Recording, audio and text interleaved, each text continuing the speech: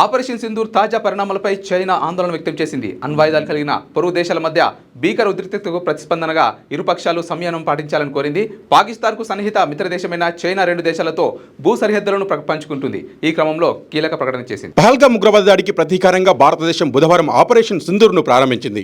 పహల్గామ్ ఉగ్రదాడికి ప్రతీకారంగా పాకిస్తాన్ ఆక్రమిత కాశ్మీర్లోని ఉగ్రవాద మౌలిక సదుపాయాల ప్రదేశాలపై దాడి చేసింది. ఒకేసారి 9 ఉగ్రవాద శిబిరాల టార్గెట్స్పై బాంబుల వర్షం కురిపించింది.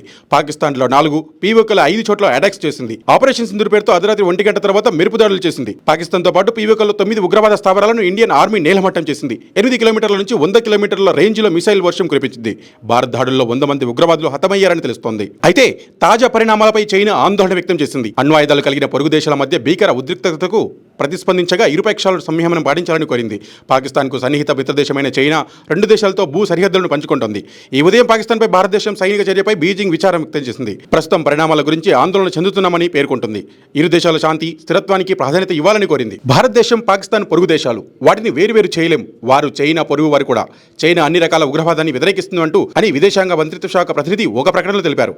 భారతదేశం, పాకిస్తాన్ రెండు శాంతి స్థిరత్వానికి ప్రాధాన్యత ఇవ్వాలని, ప్రశాంతంగా సంయమనంతో ఉండాలని, పరిస్థితిని మరింత క్లిష్టతరం చేసే చర్యలను తీసుకోకుండా ఉండాలని మేము కోరుతున్నామంటూ ప్రతినిధి చెప్పుకొచ్చారు. ఉగ్రవాదంపై పోరులో భారత్కు ఇజ్రాయెల్ మద్దతు తెలిపింది. ఆపరేషన్ సింధూర్ను సమర్థిస్తూ ఇజ్రాయెల్ ట్వీట్ చేసింది. ఉగ్రవాదులపై భారత సైనిక చర్యలు సరైనవంటూ చెప్పుకొచ్చింది. ఈ మేరకు Israel ambassador Reuven Azhar tweet చేశారు.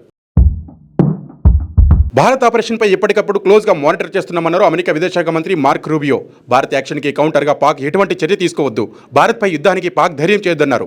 ఉగ్రవాదులపై చర్య తీసుకునే హక్కు భారత్కు ఉంది. ఆపరేషన్ సింధూర్పై పాక్ మౌనంగా ఉంటే మంచిదని సూచించారు. క్యూ న్యూస్లో పనిచేయటకు వీడియో ఎడిటింగ్ మరియు SEOలో అనుభవం గల జూనియర్ ఎడిటర్స్ కావాలను సంప్రదించవలసిన నెంబర్ 8688926084.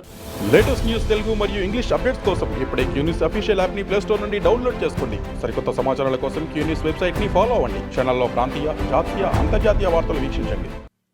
లైక్ చేయండి.